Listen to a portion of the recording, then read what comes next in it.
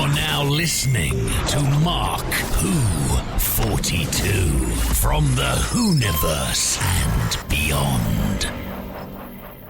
Hi, this is Trev from Trev and Simon. And this is Simon from Trev and Simon. And you're listening to Mark Who 42. Mark Who 42 is proud to have Famous Faces and Funnies. This is a huge, mega comic book store. I mean, they just have literally tons and tons of comic books, novelties, everything. They're located off of 3020 New Haven Avenue in West Melbourne. And if you want to give them a call and just let them know Mark Who 42 sent you, it's 321-259-3575. But this thing is just a huge, I mean, you've seen comic book stores and nothing against them, but you've seen them, you know, these tiny little shops, and they have comic books and they have merchandise and memorabilia and such like that. This place is like the best term I can put is the Costco of comic book shops. So you go from one store and there's another section, and it's just huge. They have Funkos. They have tons and tons and tons of stuff in there. I mean, it's hard to explain. But if you have any geekdom out there, Famous Faces and Funnies have got it covered for you, from Doctor Who, Star Trek, Star Wars, everything. And also Rick is the guy who runs it, and all the team over there, nice, friendly people.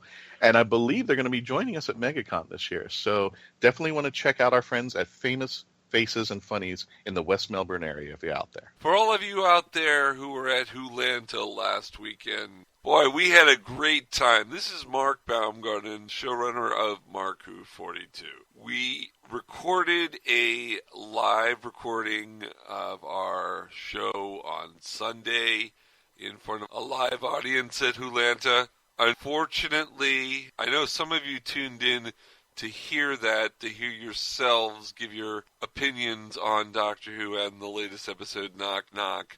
Unfortunately, due to technical difficulties, we were unable to bring you that. But have no fear, we are not showless. We've got Patty Hawkins hosting this week's show. So sit back and enjoy Who's There on Mark Who 42.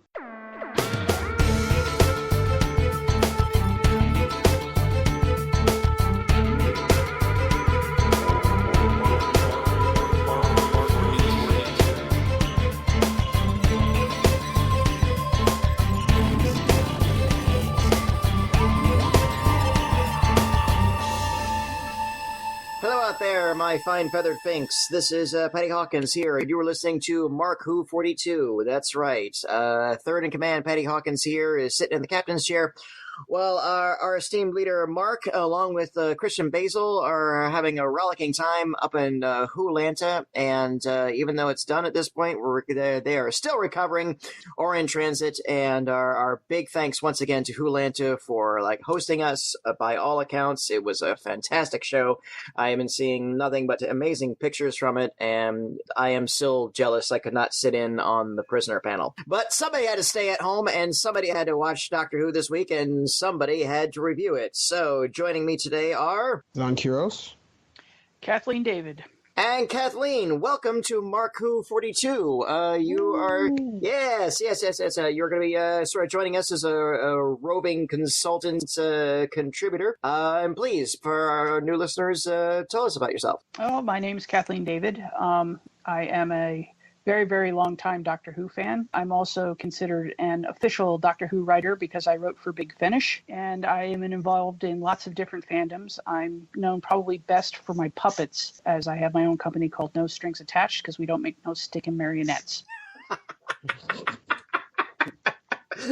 Is there beef between I don't know what are marionette performers called? Not marionetteers, are they? No, there's a French word for it. I don't remember what it is, but they're basically they're called marionette artists in America.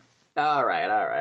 But, no strings in your craft, and we'll leave it at that. And by the way, we'll put some pictures up. Her work is fantastic and has gotten the eye of several, fun celebrities, including, I don't know, some guy named David Tennant and stuff like that. But Peter Davison, Paul McGann, Michelle Gomez, Billy Piper. Probably have a lot more out there, and I'm just forgetting them right now.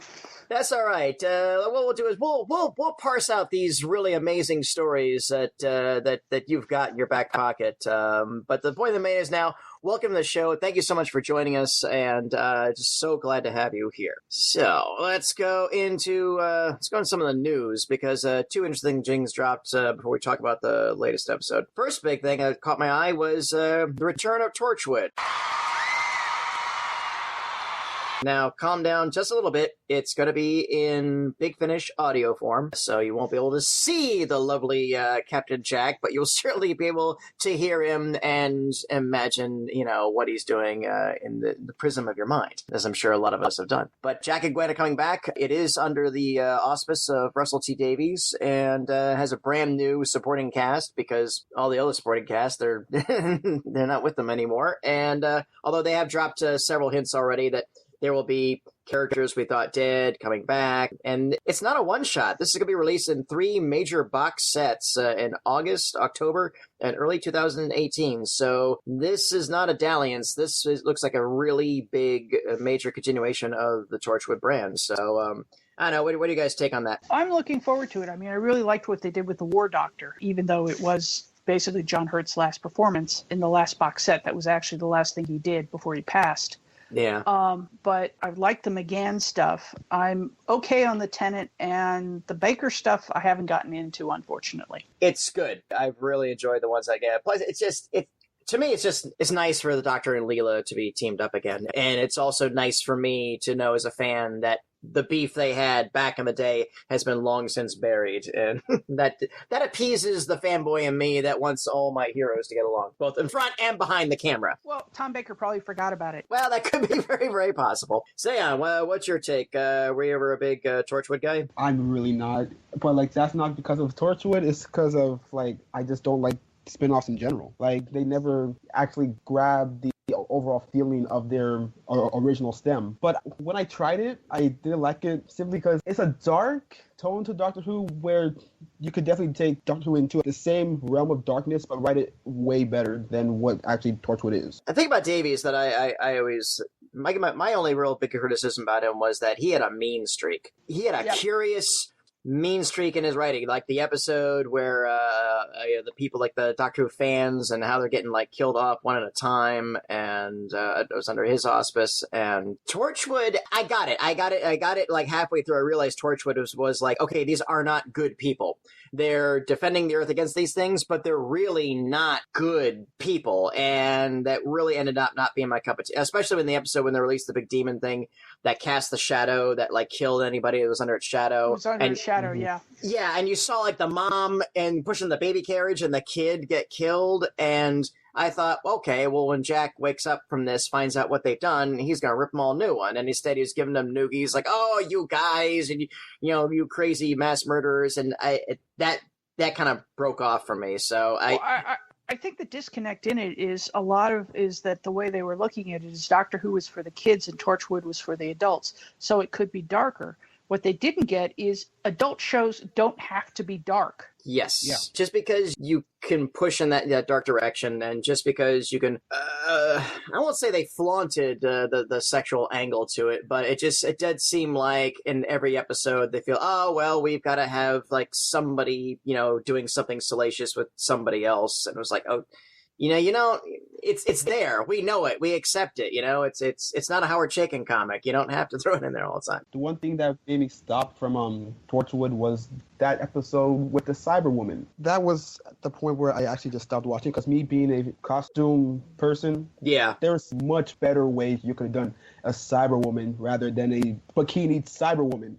That really looked like a sexy cosplay cyber woman, and not an actual character I would have seen on television. Yeah, I think what it was is they were going for the adult when they really should have just, done what they did when eventually we did end up with, the Cybermen taking people over with Danny. Yeah, agreed. Well, and again, I'm not saying I dislike Torchwood at all. I mean, I still kept watching it, and I enjoyed the parts that I enjoyed. And I'm legitimately curious for this project again, especially since it's been a couple years. And I mean, let's face it, I will watch or listen to John Barrowman. It's like read the phone book or whatever. It's just gonna be he's gonna put his zing into it, and he has such love for these characters. He's such love. He does. Captain Jack. Oh, he's another one that has a puppet. Actually, he has a puppet of himself, and his husband has a puppet of him, and the two of them apparently are scaring people in their guest room. Wow. Very nice, very nice. So, well, Zion, as you said you weren't a fan of spin-offs, so you might not be a fan of this upcoming announcement. In Australia, that K9 spin-off series a few years ago, they're bringing him back in what I assume to be a TV movie. They just said movie. K9 is back with a newly updated design in Timequake. And again, this is one of those weird things, very similar to the Terry Nation estate that actually owns the Daleks, not the BBC. So the BBC kind of pays, kind of leases the Daleks. Bob Baker, I guess, is able to take K9 and shop him around elsewhere, and he has. And this has been going on for a while, and that's fair enough. I would prefer K9 to be in the Doctor Who continuum, and I really wish he could have been involved with the Sarah Jane adventures. That would have really given it the final layer on the cake that it needed, I thought.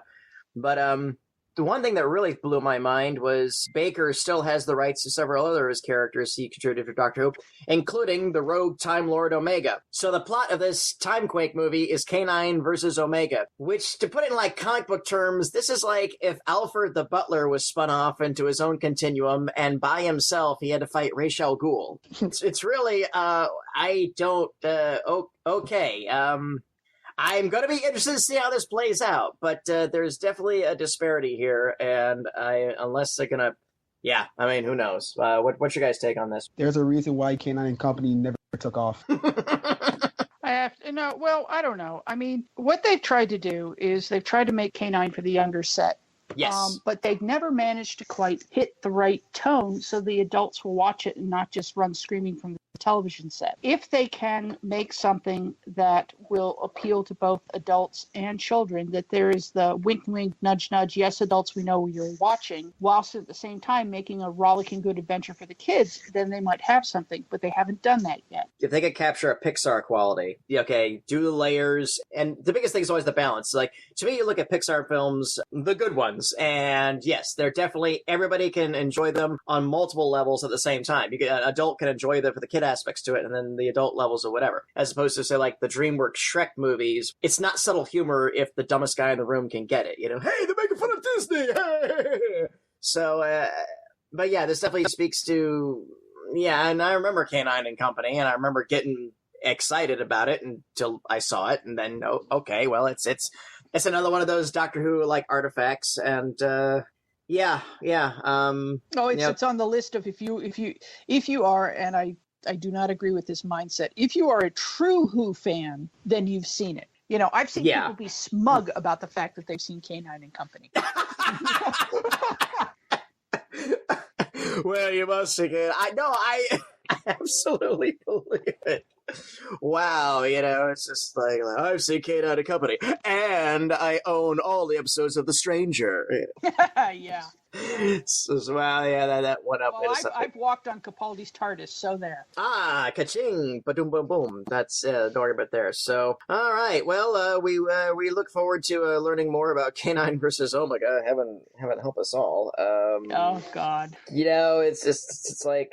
Yeah, and Bob Baker is still alive. I thought earlier was his estate, but he's still alive. No, he's after you said estate, I went estate. I checked with a friend of mine. And he's like, no, I saw him a couple weeks ago. Yeah, so I just kind of thinking like, well, maybe if this pans out, or maybe it doesn't, maybe we can. But also remember too, if the BBC is not interested in using it for Doctor Who, then more power to them for being able to shop it around. If they don't want to bring K9 back, well, then I don't blame them for this either. So we'll just consider these the Earth 2 Doctor Who adventures, and there you go. That works for me. And speaking of adventures, this weekend, knock knock, and no, that's not a knock knock joke. That was the episode of the latest one, and I think it was the weakest episode of this season so far, and that'll be my opening volley, and I'll leave it at that. What was your guys' take on it? I enjoyed it. I mean, I didn't think it was perfect, but it was hearkening back to the haunted house kind of thing, almost like Aliens in a weird sort of way. And I adore David Suchet, and I thought what he did, especially when he became younger, towards the end, in terms of his body language, what his face did, what his voice did, it was some brilliant acting. Some Indeed. absolutely brilliant acting.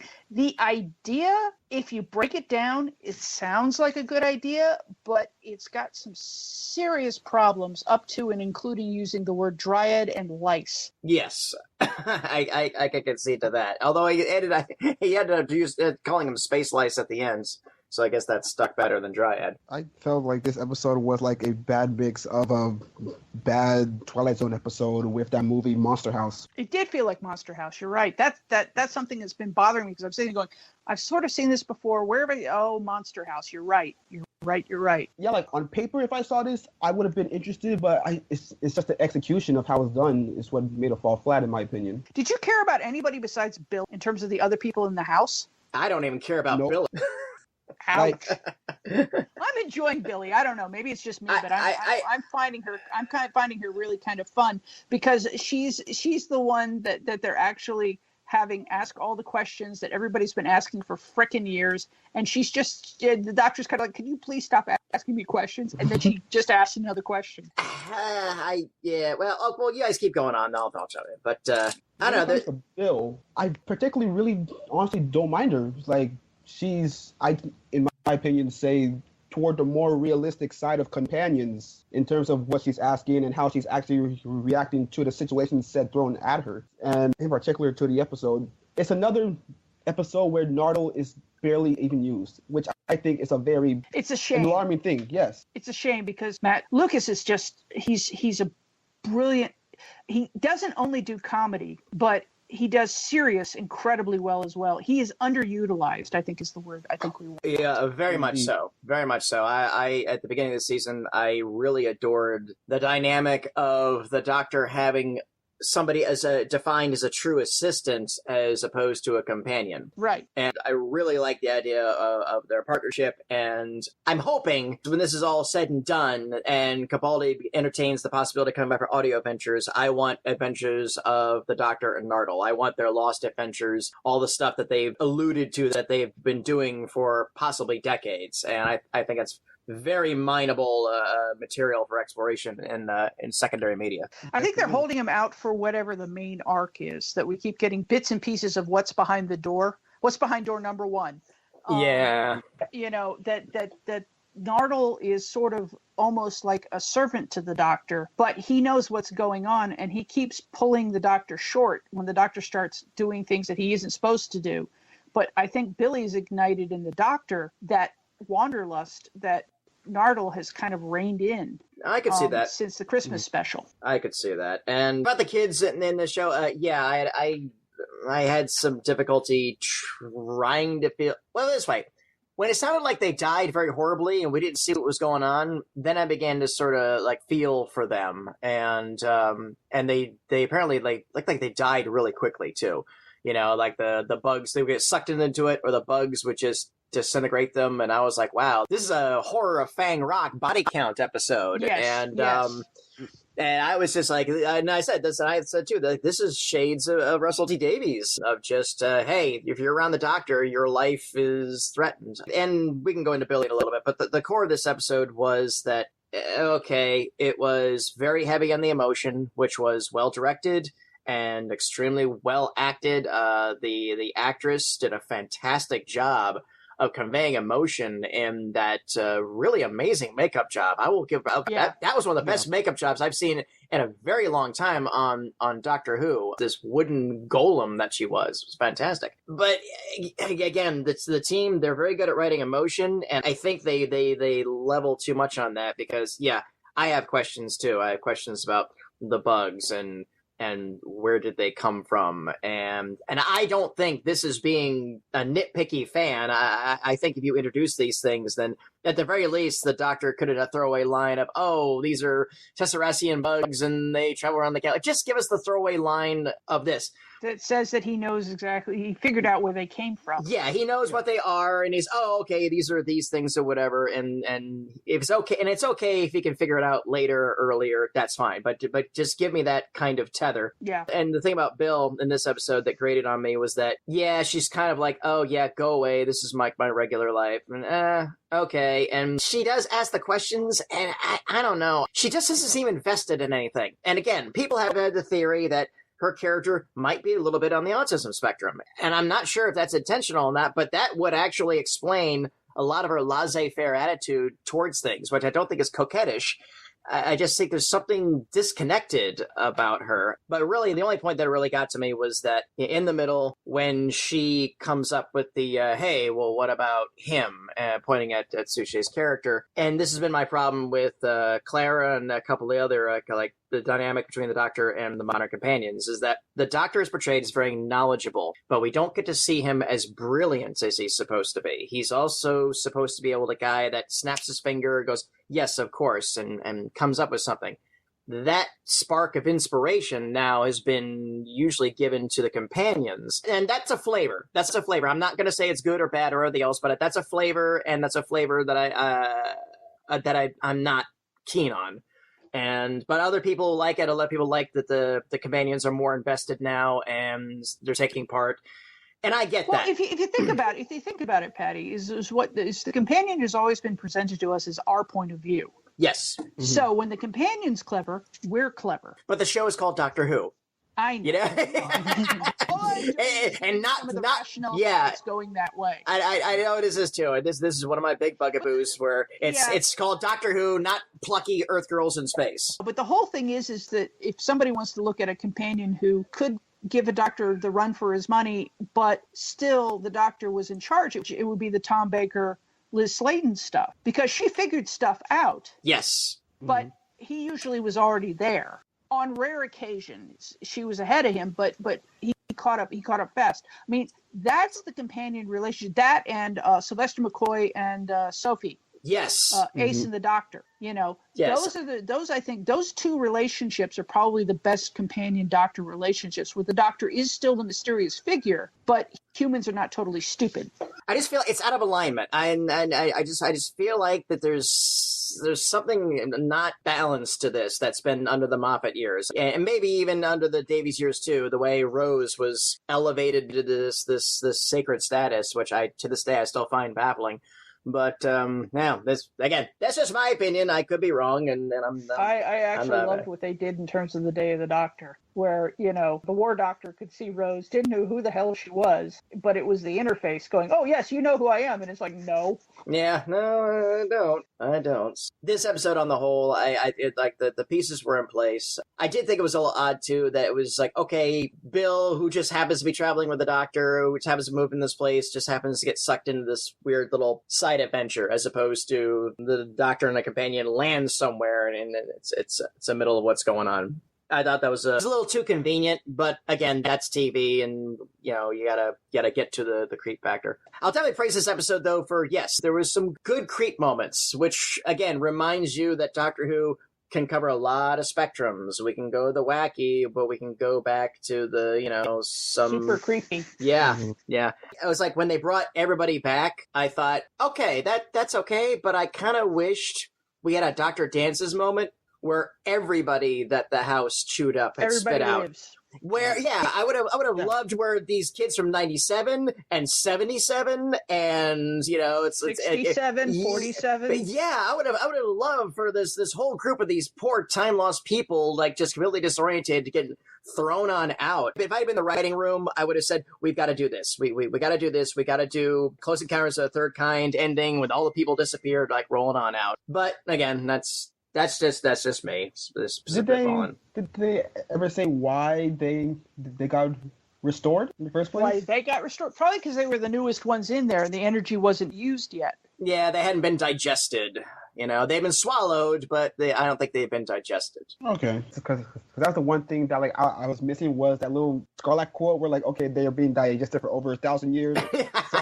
So there's that small window to save them, but they never really said that. I guess you leave it to the watcher to deduce that, but I'm fine. Yeah, it's good either way. Again, acting was solid. I liked the acting of the kids. I thought they did a pretty good job. I kind of like the tall dude that was hitting on her, and the second he found out she was an interesting guy, I was like, oh, thank goodness. Well, I never had a chance anyway, so see you, bye. And that was nice because I've been in that exact situation. I've been in this. I've been told I'm not really interested in guys.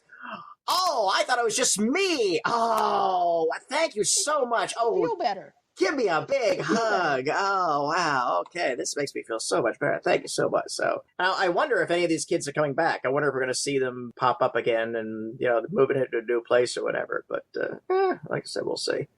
But Sushi, yeah, you're absolutely right. Sushi is awesome, as he's awesome and everything. I mean, I'll even watch Wing Commander again just for him.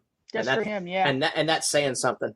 Quick thing, do any of y'all have a problem with the doctor feeling okay that Bill could just call him grandfather?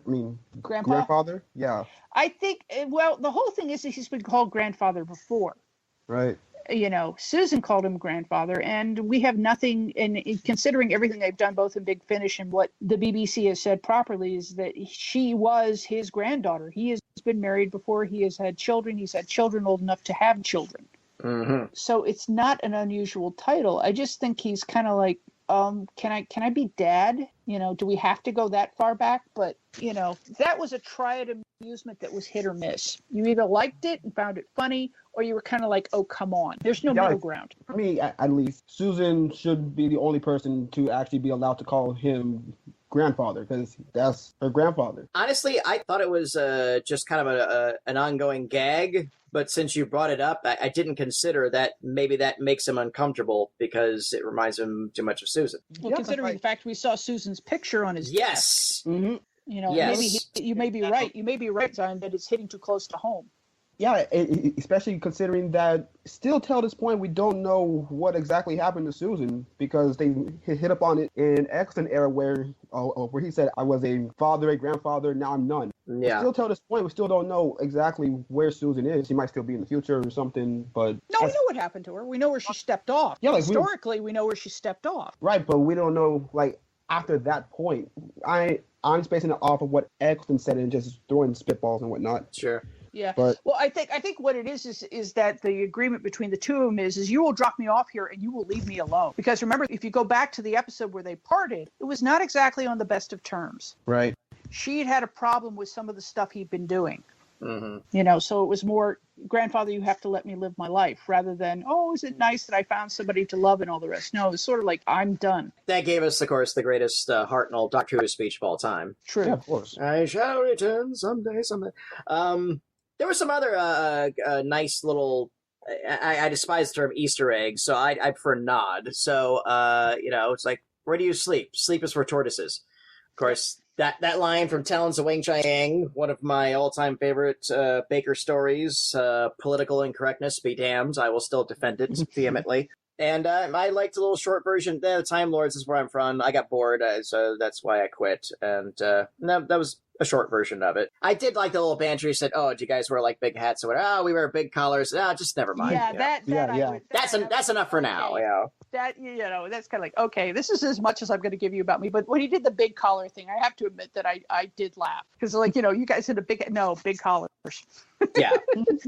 And again, a lot of that was just again the line reading that he gave on it, and I am really gonna miss Capaldi when he goes.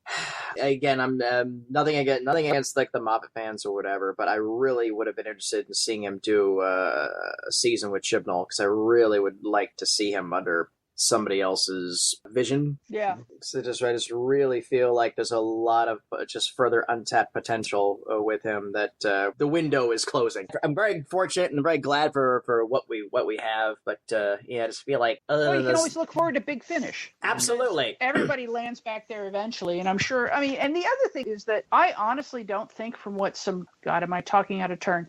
From what some friends said, he didn't really look at this as a long-term thing anyway. No. Everything that I've heard from mutual friends and that kind of stuff is he's having a great time doing it. He wouldn't mind doing it a little longer, but he kind of stepped back, took a look at it and said, okay, I've done 3. That's about where most of the other people are going. Step out on top, rather than why is this guy still the Doctor? True. And also, too, and a lot of people don't realize this, a sci-fi series is a very hard gig. Oh, yeah. Mm-hmm. It's a very, very, very hard gig.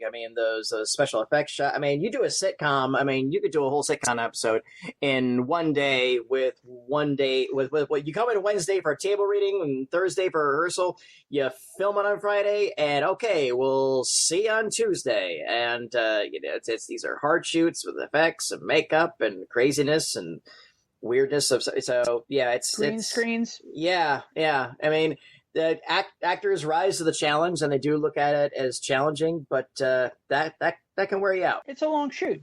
It's, Yeah. Hands down, it's a long shoot. So crazy stuff. All right, then. Out of possible 5 Tardises, what are we giving Knock Knock? I'll give it 3. I'd say 3. I'll give it 2. Honestly, I think I was going out of the gate. I was ready to give it 1 to 1.5. But after this conversation, you guys have won me over. I'll give it 2, and I will rescind a little bit my thoughts on Pearl Mackie, and like, okay, you know what? I'm gonna stick with her till the end because I think she's a good actress. There's no doubt. She's an amazing actress, considering some of the lines she's been given as dialogue that she's been able to do with a straight face. Come on. Yes, and I'll give her credit too. She's and again, she was strictly a theater actress. She'd not done too much in front of the camera, so she's really been thrown to the deep end. And again, if you're not familiar with actually acting and everything else, it's not all the same. Going from theater and then going from to films. I can tell you that having been both second AD on film and as an equity stage manager, it's 2 entirely different skill sets because you have to think differently. Because when you're on stage as an actor, you got to think about getting to the back row. Well, when you're on film, the camera's right there, the mic is right there. So things that you might have done bigger, all of a sudden you find yourself pulling back on. And sometimes, and I think this may be the one thing she has to work on, is I think at some point she's pulling back too much because she feels the intimacy of the camera, as opposed to what she did when she was on stage where she had to go to the back of the room. I can see that. I can definitely see that. Well, I believe the general consensus is that she's going to be departing at the end of this season as well. I could be wrong in that, but I think that, yeah, she's going to be up done. Now, whether that spills over into the Christmas special remains to be seen. I think probably, my feeling right now is it's going to be through the Christmas special. Okay. But I don't have, that's not anything, that's not insider knowledge or anything. It's just kind of a... Yeah, I know. And then all these weird, crazy rumors about the first Doctor crossing over and everything else, which, you know, I still want to see Sean Pertwee doing his father's job. I know, you know, I would love to see that. For the longest time, I know he was all like, no, that was my dad gigs, everything else. And then 3 years ago, he put that Twitter picture up, and the internet went crazy. The internet exploded. I reshared it, and I just said, Moffat, you make this happen, and I will forgive you for everything. Everything! And that's saying a lot, you know? So, yeah. But don't do it as a jokey one-off. I mean, I loved the Red Nose Day one. I love the banter between the two of them. That was great. But I want to see a knockdown, drag-out, classic unit, you know, bug-eyed monsters are bad, and we could try to negotiate with them, but they're still bad. All right. Sounds rapid. We gotta kick their ass off this planet, and because this is my house, you know, and so that'd be a wreck. Crazy stuff. The life of a Doctor Who fan. So, all right, we're gonna be back. We're gonna take a break, and we'll be back in just a minute. Don't go away. We'll be back with more Mark Who 42 after this. And I'd like to say right now, Mark Who 42 is proud to have 9.9 Comics as a sponsor for our show. 9.9 Comics, if you're out in Brevard County, this is one of the places to go and visit. They've just started recently, and they're located off of 1284 Sarno Road in the Melbourne area. They're starting out, but I met Matt and the team, and they are just really, as far as customer service is concerned, phenomenal. It's a really great store. They were telling me about a point system, Mark, and forgive me, I'm not familiar with it, but that's where the 9.9 comes from. When you go to a comic book store, some comics are just laying out there loose and for everybody to read and such like that. And every time somebody picks it up, it kind of depreciates over time. Not in this store. Every comic is protected. In fact, you can't even read the comics. They're all protected for your pleasure. So if you want to keep these comics for longevity and possibly later on try to sell them to make money off of them, they have every comic sealed up and protected. It's just phenomenal. Not only that, but one of the things I love about this comic shop is they sponsor the Candlelighters of Brevard. Now, these folks are a nonprofit organization that take care of children in the Brevard area who are suffering from cancer. So if you want more information on them, go to www.candlelightersofbrevard.org for more information about the charity that they sponsor, and definitely go on their Facebook site at 9.9 Comics. Can't miss it. Matt and the team are wonderful. Go visit them out there and tell them that Mark Who 42 sent you. Coming May 19th through the 21st, Oasis 29 continues to celebrate excellence in science fiction and fantasy. Oasis 29 will take place at the Sheraton Orlando North Hotel, featuring special guest writer Faith Hunter. The best way to see Oasis 29 is with your 3-day weekend membership pass. Your pass will include full admission to all the art exhibits, dealer rooms, guest speakers, writing panels, and of course, a special appearance by your favorite Doctor Who podcast, Mark Who 42. A con suite for nourishment will be available on site. For more information, hotel rooms, and purchase for your tickets, including student discounts, go to www.oasfis.org/Oasis.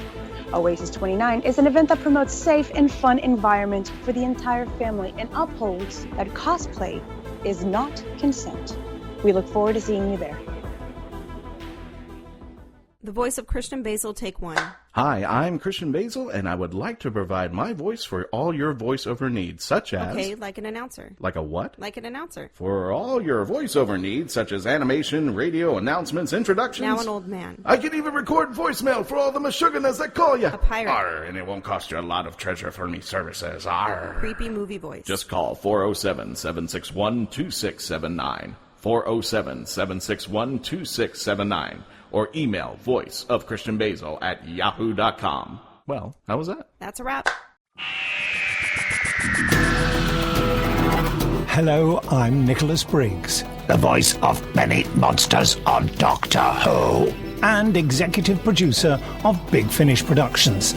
And I'm pleased to announce that Mark Who 42 books have joined forces with Big Finish to bring you Big Finish Audio. There's this fellow who calls himself the Doctor, and he says he has saved me, and we are in his time machine.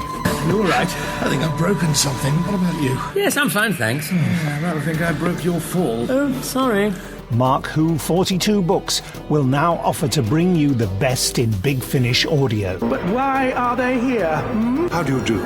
I beg your pardon? Oh, no need to. I'm the Doctor, and this is... I am Leela. By all means, please do come out to play, Doctor. I'm waiting for you. To find where Mark Who 42 books will be, go to markwho42.net or on their Facebook site at Mark Who 42. What are you saying? They fizzled in somehow, like the Tardis? Yeah, transmat from another dimension. The Tardis doesn't fizzle. It's more of a... Also go to markwho42.net and download my interview with the team. You're executive producer at Big Finish Productions. Correct. Correct. Is this a quiz? Mark Who 42, taking you to the Whoniverse and beyond. My name is Jim Shooter, former editor-in-chief of Marvel, also Valiant and other places. And I have to say, Mark Who at 42 is great. Yeah, so one of my favorite outtakes is when Tom Baker absolutely loses it, on K9, and he curses, and he just goes, "Oh, we're back, crap." Okay, hey, folks, hey, welcome back. That is a great one, isn't it? Yeah, YouTube it. We can't play it here because we're a family show, and we'll leave it at that. But Tom did not like K9 at all. He didn't, and we'll just leave that at that. That's a discussion for another day. Or if we ever get him on for an interview, Tom, you're always welcome. See what I can do. Okay, sounds good. All right then. We're gonna wrap up for now. I'm getting ready for the next few weeks. I've got MegaCon in my backyard here in Orlando. Mark Who 42. We're gonna be there Memorial Day weekend, doing some Doctor Who offering programming, and I think I should be doing some stuff with some of the comic book guests, and maybe a few other fun announcements as well. After that, Ocala Comic Con, and then we're gonna be heading up to Raleigh SuperCon. Then immediately that Fort Lauderdale SuperCon. So that's what's on deck so far, and we're doing some more stuff. Kathleen, what have you got coming up on the horizon? Well, the next two conventions we've got is called the 5 Points Festival wonderful. It's a new convention. It's Designer Toys, Comics, and New York City. It's taking place at Pier 36 on May 20th and 21st. That's the 20th and 21st only. Peter and I and Caroline will be there, and it'll be your last chance to probably see the Doctor Strange puppet that I made, along probably with Sherlock and John. Then on Memorial Day weekend, which is also mine and Peter's anniversary, we will be at the Phoenix Comic-Con in Phoenix, Arizona, which promises to be a lot of fun. I've heard really good things about the Phoenix Comic-Con the They're past couple of wonderful. years. This is the third time we've done it, and they have, in terms of being, I don't know about being a fan there, I'm sorry, but as a guest there, they are top notch. If they ever invite you to come and be a guest there, I highly recommend it. They take care of you soup to nuts. It's a wonderful, wonderful feeling. Yeah, I'm thinking about knocking on their door. So cool. All right, then. All right, guys. Well, that's about it for now. Mark and Christian will probably be back for our next installment. Thank you again, Kathleen David, for joining us. If you can, we'll start putting up some pictures of your puppeteering work on the Mark 42, so y'all can look at what she's talking about. And let me tell you, that's some really fun, amazing stuff. Zayan and I will probably be here next week. So until then, like I said, Marco42 on all the social medias and the Twits and the Instagrams and all that fun stuff. Thanks for listening. Thanks for supporting. And we'll catch you guys next time. Take care. Crew of 40. 4 survivors on distress call. That means there's 36 corpses walking about this station. Who are you? I'm the Doctor. I will save all your lives, and when I do, you'll be wondering who I was. Doctor Who on BBC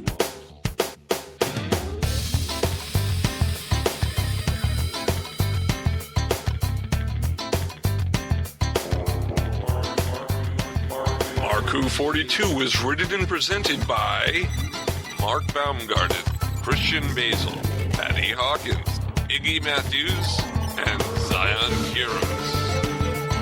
This episode was edited, directed, and produced by Mark Baumgarten and co-produced by Christian Basil. Visit markwho42.net, where you can register and become part of the Whoniverse Army. We can be contacted by email at mark@markwho42, subject line, ? If you'd like a chance to be a guest on our radio show, send an email to our Media Relations Director, Christian Basil, at markwho42media@yahoo.com. You can have Mark Who 42 entertain at your next event or convention. Go to heroesonhand.com/markwho42. Space Coast Comics is a free monthly magazine found in over 120 locations currently throughout Brevard County, parts of Osceola, Volusia, and Indian River County in Florida, and soon to be available in Chicago. Follow them on Facebook to learn more.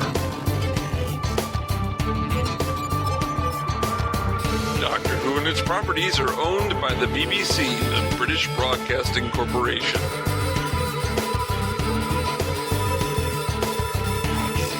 This show is owned and copyrighted by Mark Baumgarten, 2017. This is Krypton Radio.